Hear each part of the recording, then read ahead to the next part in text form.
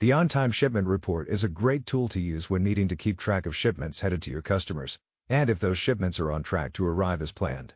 You'll first want to click Sales. Click Reports. Click On-Time Shipment Report. In the header, you have the option to select a date range and type.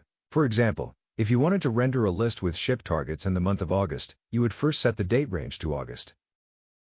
Then select Ship Target as your date type. Click Submit.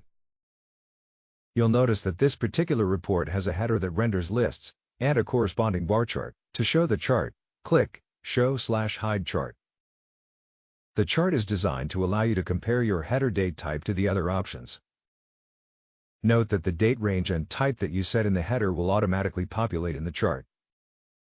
Changing the first date type or the date range in the chart, however, will not change the date range or type in the header. It is recommended that you make these changes in the header to avoid confusion.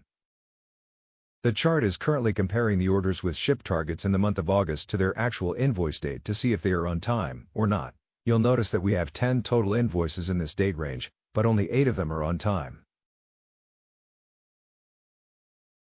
We can see this from the 2 invoices found at the bottom of the list. You can use the second date type filter to flip between these options. For example, if you wanted to instead compare ship targets to their original ship date, you would select it from the drop-down menu. Select Original Ship Date. Notice how the chart immediately changes to reflect this new comparison. That's how to use the On-Time Shipment Report in Cetec ERP.